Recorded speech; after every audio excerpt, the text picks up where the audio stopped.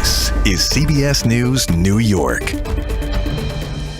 Two big breaking stories right now at noon. A person of interest being questioned in Pennsylvania in connection with the murder of healthcare CEO Brian Thompson. And a verdict in the subway chokehold trial. Daniel Penny found not guilty of criminally negligent homicide in the death of Jordan Neely. Good afternoon. I'm Cindy Hsu. And I'm Jessica Moore, now on air and streaming on CBS News New York. We're going to have much more on that not guilty verdict in the subway chokehold trial. First, though, CBS News New York has confirmed a person is being questioned in Pennsylvania in connection to the murder of United Healthcare CEO Brian Thompson.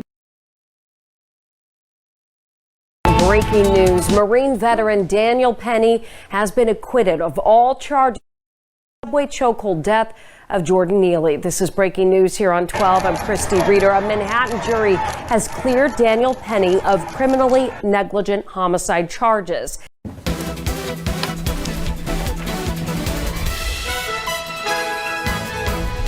Feliz lunes, buenas tardes, gracias por estar en sintonía con nosotros desde las 5 de la tarde. Rosarina, hoy tenemos bastantes noticias importantes para nuestra comunidad. Right now on the 5 o'clock news.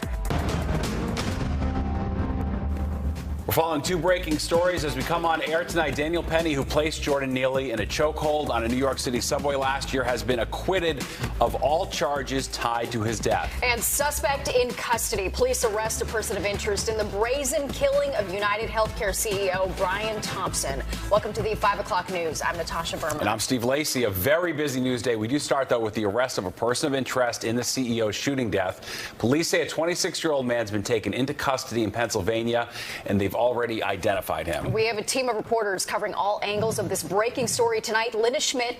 You're watching the 5 o'clock news.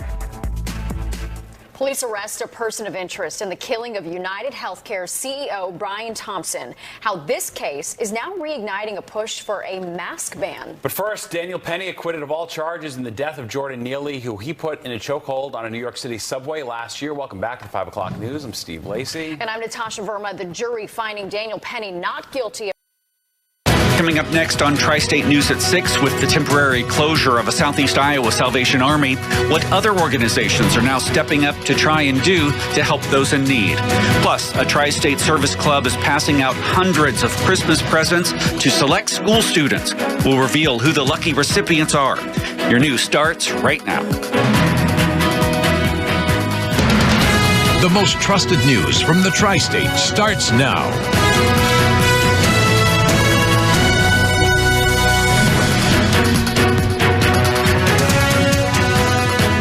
Thanks for joining us tonight, everyone. I'm John Garlock. Off the top at 6, we have some changes to our newscast to tell you about. KTVO and KHQA are joining forces to better cover the tri-state area. So now KHQA viewers can see me, and KTVO viewers can see Chief Evening Meteorologist Rich Kane. Rich has his first forecast for you. Rich. And John, it's a career coming full circle. I started almost 40 years ago at the regional radio station in Moberly. Came to Quincy, spent some years here, raised a family, now back full circle, covering northern Missouri with KTVO. Pleasure to be here, John, and thank you very much. And good evening, everybody, as we are looking at a typical winter weather pattern. Not quite so much with snow, but News 3 WSIL. Here's what's happening right now. Good morning and welcome to News 3 Midday. I'm Rachel Gartner. Right now we're following several stories for you. That includes 2 arrests in 1 week for this suspected car thief.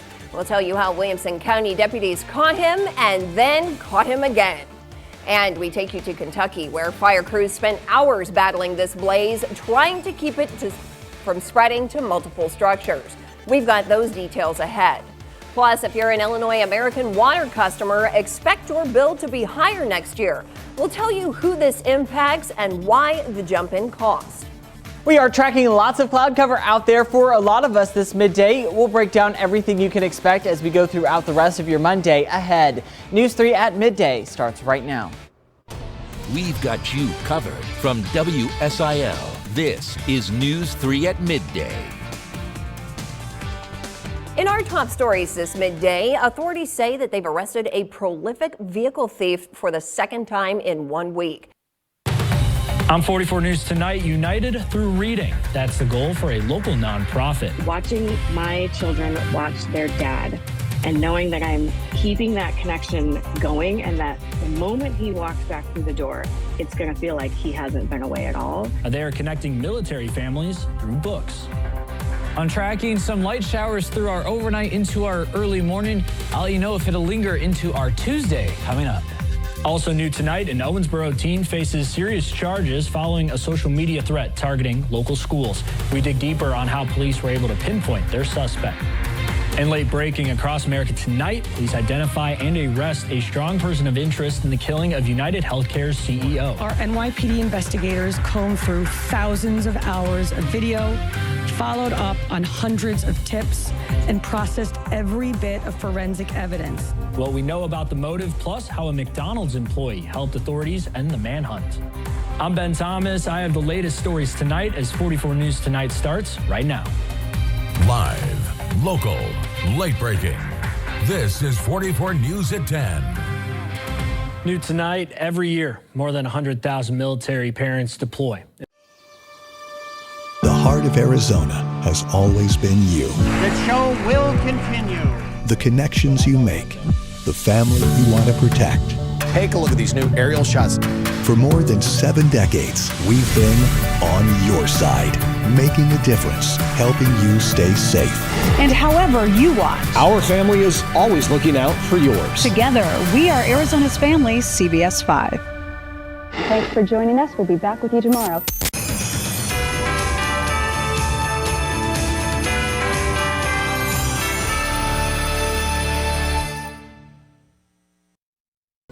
The race for Syracuse mayor is set for next year. We're learning more about the 4 Democrats with plans to try to win a spot on the ballot. Plus, the manhunt for the killer of a healthcare CEO seems to be over, with a person of interest in custody tonight.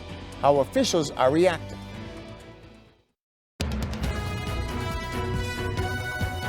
You're watching NBC3 News at 11, winner of 2 regional Emmy Awards for excellence in news. Good evening, I'm Matt Mulcahy. You're watching NBC3 News at 11. Tonight, a former worker at Rain came through overnight, and it's still not done. You can see some fresh raindrops there in Harrison as we head out the door this morning, and also still that kind of wet-looking pavement in Sharonville. So we'll get right to the 9 First Warning live Doppler radar so you know what's out there before you head out. A lot of changes could be on the way for Cincinnati Public Schools. We'll lay out the sticking points for the $200 million restructuring plan up for a vote this afternoon. And the Bengals are in primetime tonight right here on WCPL 9. What the players are looking forward to the most and the players that won't take the field and why Cincinnati could pull this one out. From WCPO 9 News, this is Good Morning Tri-State. We've got a lot to get to, as you do on a Monday morning. But first, let's take a live look outside. 6 o'clock right now. You see those clouds. This is WVUT, Vincennes PBS.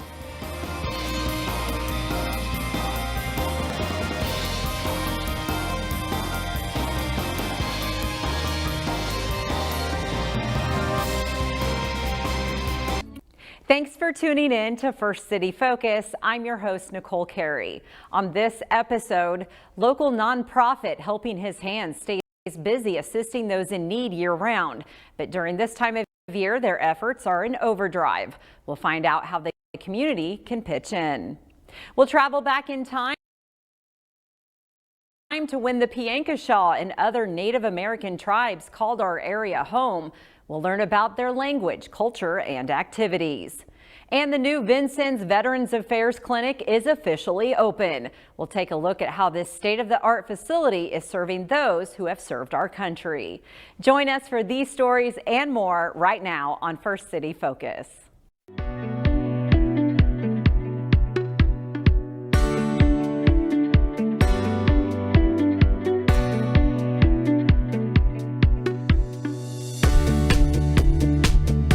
Helping His Hands disaster response has been a staple of our community for 13 years now.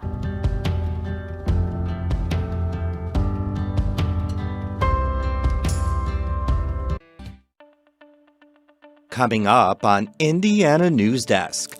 We're calling everybody to join us and for them to we feel that if everybody comes together, that they eventually can't ignore us. The Indiana Graduate Workers Coalition kicked off a new campaign called Witten Goes, Union Grows. It takes aim at Indiana University President Pamela Witten. After years of ignored calls, the union is demanding change. There are still tree farms in southern Indiana where you can go cut down your own tree, but environmental factors are making the growing process a bit more challenging. I spoke with local tree farms about how they keep up with demand. And the Indiana football team will find out Sunday who they'll play in the first round of the college football playoffs. These stories and more right now on Indiana News Desk.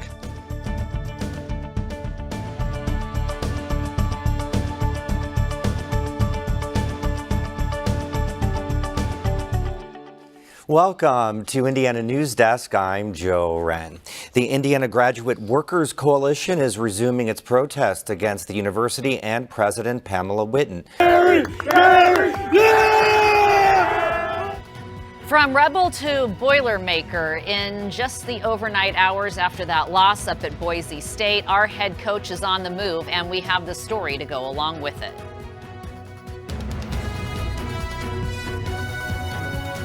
News 3 Today starts now.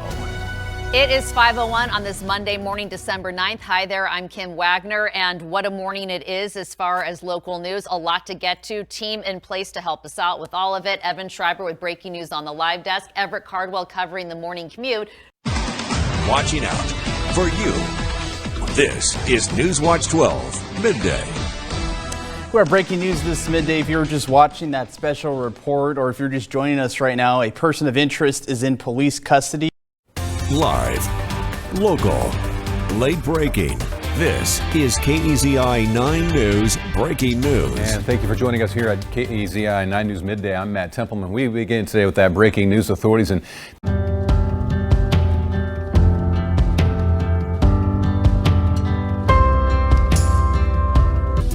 This is DW News, live from Berlin. Syria's parliament says it's ready to help build a new country. And rebels meet the outgoing prime minister a day after Bashar al-Assad flees to Russia. The Islamist rebels who ousted Syria's long-time ruler assert their control, promising order, security, continuity, and a new transitional government. Many who fled the civil war now make the journey home, crossing into Syria from neighboring countries. Millions have been scattered across Turkey, Lebanon, and Jordan for more than a decade. And crowds gather at the country's notorious Saidnaya prison near Damascus, hoping to find out what happened to their loved ones as workers try to reach hidden underground cells.